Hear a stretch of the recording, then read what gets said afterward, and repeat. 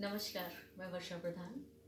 Mother's day की आप सबको हार्दिक शुभकामनाएं। जैसा कि आज हम सब मदर्स डे मना रहे हैं, माँ अपने आप में एक ऐसी शक्ति है जो हर कोई अपने जीवन में महसूस करता है। ऐसा नहीं है कि एक स्त्री के अंदर ममत्व का गुण होता है, एक पुरुष के अंदर भी एक ममता होती है, एक करुणा होती है। उसी तरह एक स्त्री के अंदर भी एक पुरुषत्व होता है, वो अपने भीतर उस पुरुष को जीती है। जब कभी जीवन में ऐसा वक्त आता है कि जब कभी बच्चों को अपने पिता की ज़रूरत होती है, तो एक माँ अपने बच्चों के लिए पिता बन जाती है और यही कार्य एक पिता करता है। अगर बच्चों के जीवन में माँ की ज़रूरत पड़े तो एक पिता अपनी पूरी करुणा, पूरी प्रेम, पूरी शक्ति के साथ सशक्त होकर के अपने बच्चों के साथ खड़ा होता है। वहाँ पर एक पुरुष के अंदर मातृत्व भाव आता है।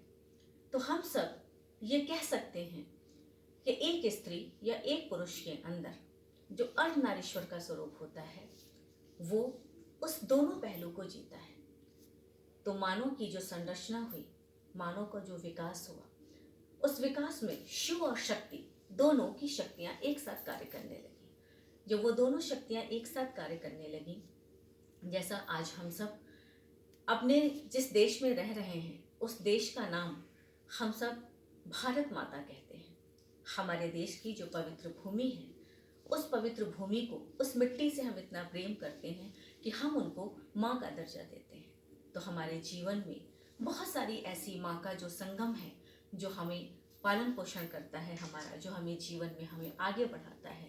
जैसे हमारे जीवन में धरती माँ, प्रकृति माँ, आदि शक्ति माँ, प्राणेश्वरी माँ, नानी माँ, दादी माँ, ये जो सारी चीज़ें हैं, ये जो सारे जीवन में जितनी भी माँओं का संगम है, इन सारी माँओं का जो संगम है, उन सारे संगम में हमारी चेतना को पोषित किया जाता है, हमारी आत्मा को पोषण मिलता है।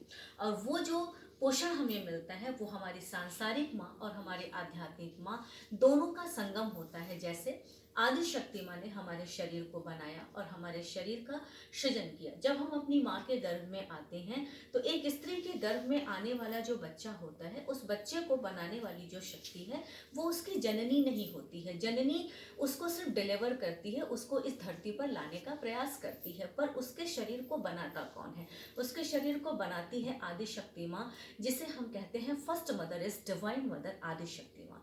आदि शक्ति माँ ने हमारे शरीर का सृजन किया।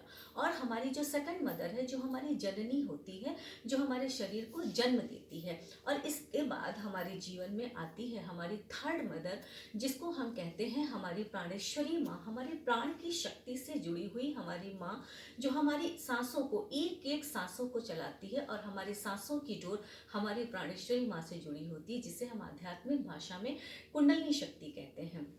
और जन्म से लेकर के मृत्यु तक हमारे जीवन का जो एक सबसे खूबसूरत समय होता है कि हम अपने जीवन में अपने भीतर अपनी प्राणेश्वरी माँ को हर पल जीते हैं।